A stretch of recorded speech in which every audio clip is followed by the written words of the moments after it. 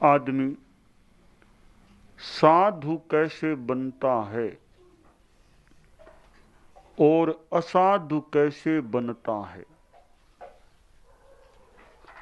साधु का एक अर्थ तो सन्यासी महात्मा इस रूप में होता है। साधु का एक सामान्य सा अर्थ है, संस्कृत में जैसा कहा गया, साधु सभ्यार्य सज्जनः।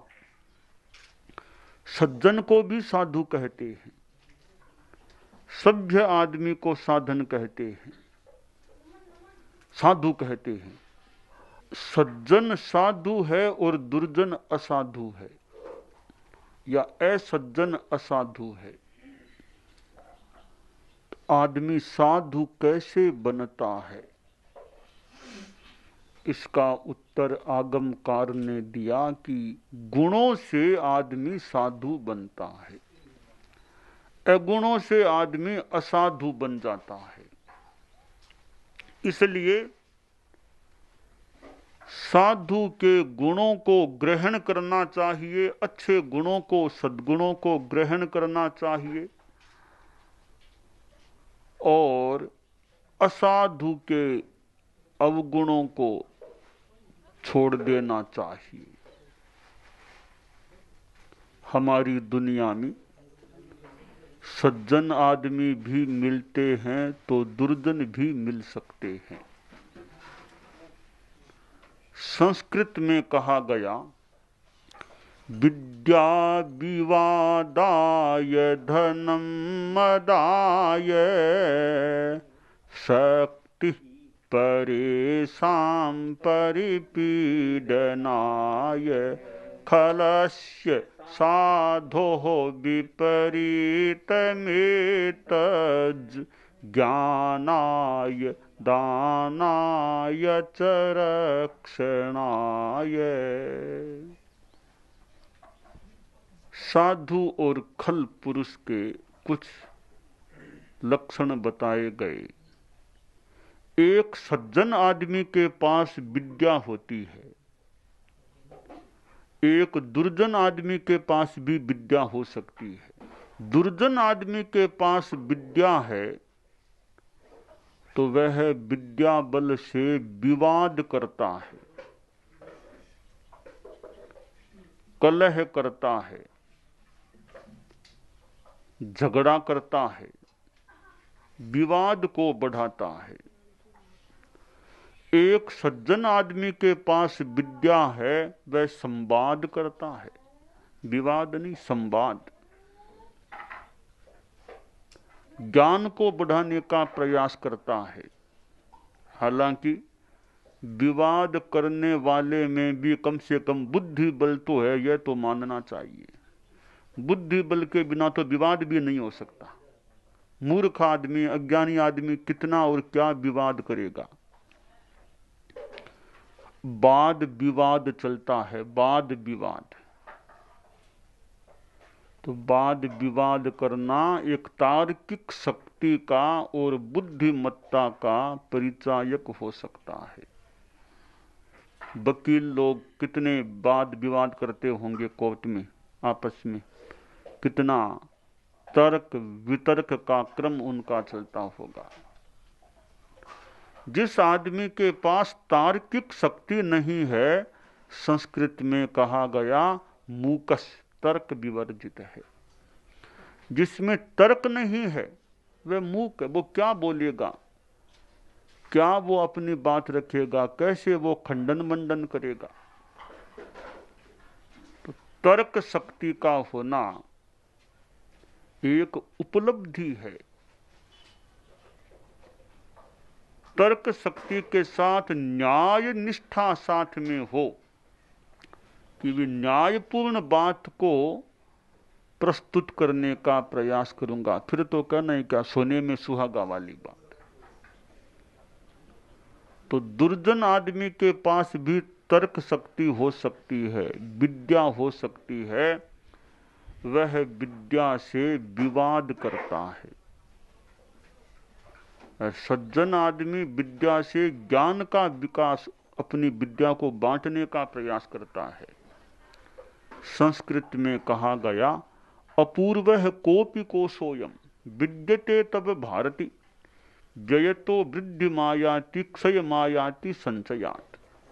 कि हे विद्ये, हे भारती, तुम्हारा कोई अपूर्व कोश है, भांडागार है कि जैसे जैसे व्यय करो बढ़ेगा, और जैसे जैसे संचय करेंगे, किसी को नहीं बांटेंगे, नहीं देंगे, तो क्षय को प्राप्त हो जाएगा। विद्यालयों में, महाविद्यालयों में, विश्वविद्यालयों में विद्या को बांटा जाता है, यानी दिया जाता है। बांटी तो विद्या बढ़े, छापी बढ़े बाढ़। बांटने से विद्या बढ़ती है। और जिसके पास ज्ञान है, वैदुष्य है, संभव हो, अनुकूलता हो, तो वह ज्ञान दूसरों को देना चाहिए। तो सज्जन आदमी ज्ञान को देता है और ज्ञान को इस रूप में बढ़ाता है। तो विद्या है तो दुर्जन उससे व्यर्थ विवाद, व्यर्थ का विवाद कर लेता है। कोई सार्थक विवाद तो फिर भी मान लें, अच्छा हो सकता है, व्यर्थ का विवाद नहीं करना चाहिए। सज्जन आदमी तो विद्या बल से ज्ञान को बढ़ाने का, बांटने का प्रयास करता है। धनम मदाय, एक दुर्जन आदमी के पास धन है तो वह धन से अहंकार कर लेता है, मद कर लेता है। सज्जन आदमी मद नहीं करता, वह दान करता है, धन का दान करता है। दान करना भी एक सद्गुण होता है। धन का घमंड नहीं करना चाहिए। घमंड तो किसी चीज का नहीं करना चाहिए। धन का क्या, पोस्ट का क्या, प्रतिष्ठा का क्या, किसी का भी घमंड नहीं करना चाहिए। जाति, कुल, बल, ऐश्वर्य, श्रुत, लाभ आदि चीजों का अहंकार नहीं करना चाहिए। धनवान आदमी कोई है, धनाढ्य है, उसे धन का घमंड नहीं करना चाहिए। दूसरी बात, धन के प्रति ज्यादा मोह, आसक्ति नहीं करनी चाहिए। तीसरी बात, धन का दुरुपयोग नहीं करना चाहिए। तो सज्जन आदमी धन को दान में लगाता है। दुर्जन आदमी दान नहीं करता, वह तो और किसी से छीनने का प्रयास भी करता है, और जो धन है उससे अहंकार में चला जाता है। तीसरी बात बताई शक्ति की। विद्या की बात, धन की बात, अब शक्ति की बात।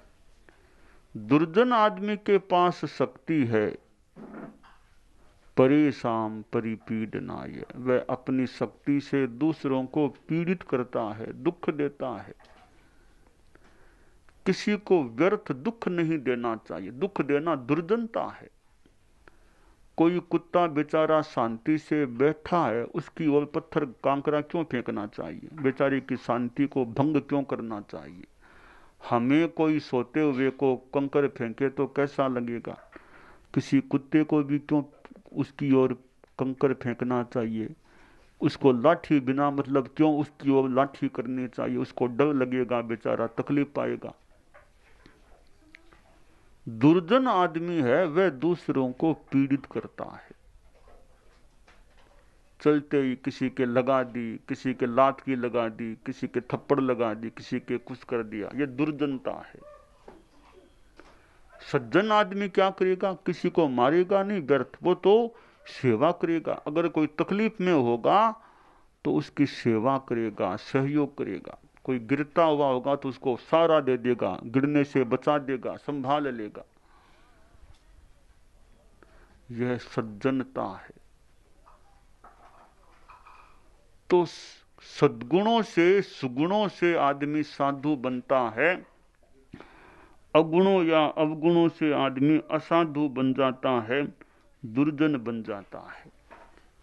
सज्जनता और दुर्जनता का चेहरे से ज्यादा संबंध नहीं है। यानी चेहरे की वो जो आकृति है, कई बार आकृति बढ़िया होने पर भी कोई आदमी दुर्जन मिल जाए, कोई सामान्य आकृति का आदमी भी सज्जन मिल जाए।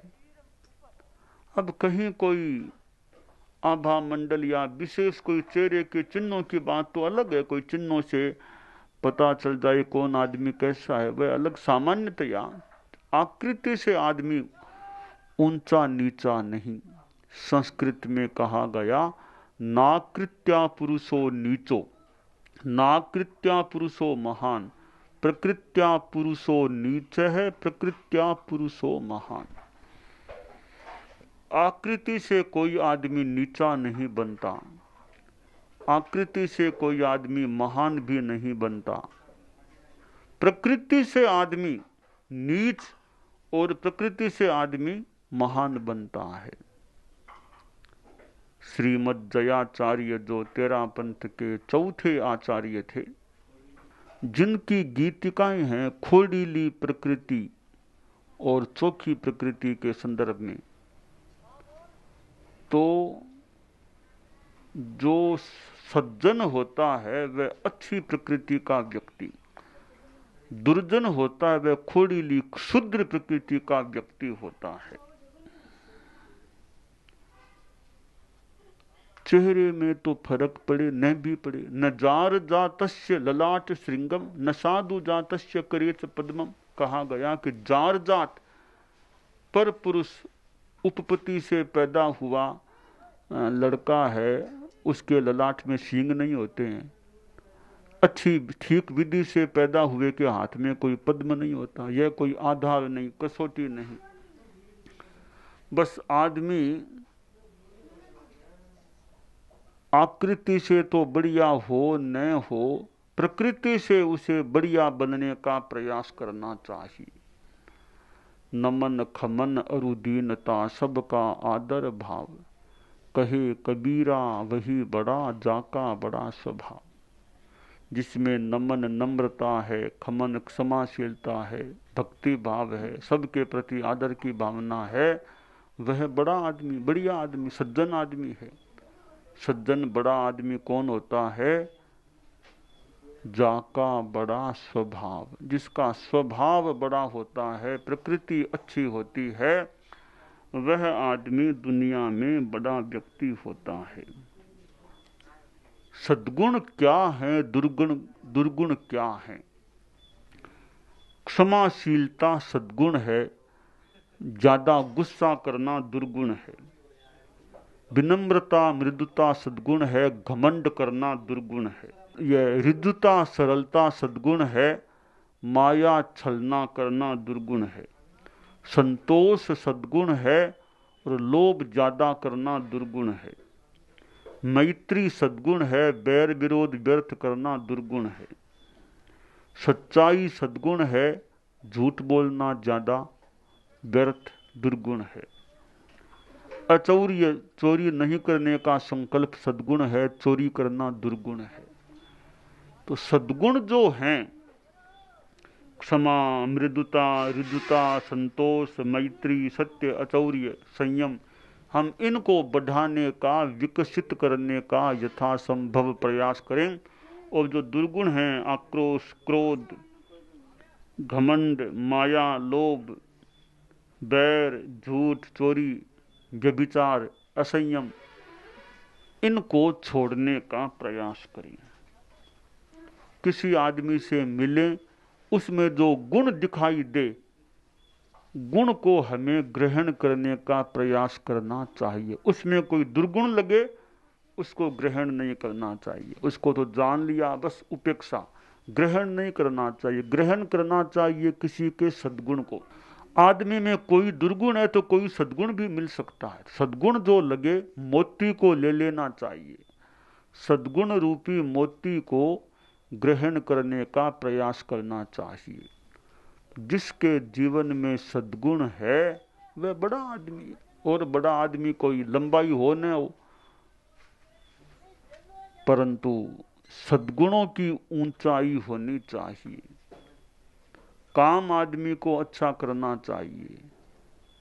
दुनिया में कितने कितने महापुरुष हुए हैं, भगवान महावीर जैसे महापुरुष, और 24 तीर्थंकर भी हमारे प्रख्यात हैं, और अन्य धर्मों में भी अपने अपने ढंग के विशिष्ट पुरुष हुए हैं।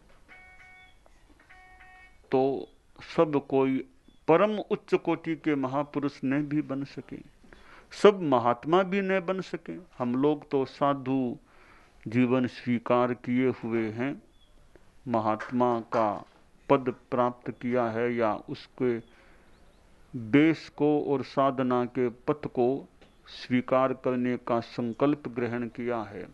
पर सब कोई महात्मा बन जाएं, घर बार छोड़ दें, यह तो होना मुश्किल है। तो महात्मा कोई सब बन भी न सके, तो महात्मा न भी बन सके तो दुरात्मा तो न बने, दुर्जन तो न बने, खराब आत्मा तो न बने, सदात्मा तो बने। परमात्मा भी सब मान लो नहीं बन सकते तो सदात्मा बने, अच्छे आत्मा, अच्छी आत्मा वाले सज्जन तो बने। संस्कृत में कहा गया, मनस्येकम वचस्येकम वपुष्येकम महात्मनाम, मनस्यन्यत वचस्यन्यत वपुष्यन्यत दुरात्मनाम। कि महात्मा कौन होता है?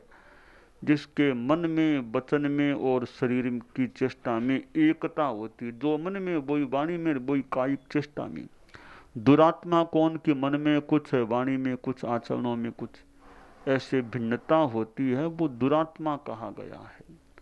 तो हम महात्मा भी पूरे सब लोग न बन सके, इतनी मन वचन काय की एकता सब में न भी हो, तो ज्यादा दुराव तो न रहे मन वचन काय में, ज्यादा दुराव नहीं, कथनी करनी में संवादिता ज्यादा हो, ऐसा प्रयास आदमी को करना चाहिए और सद्गुणों को अपने जीवन में विकसित करने का प्रयास करना चाहिए।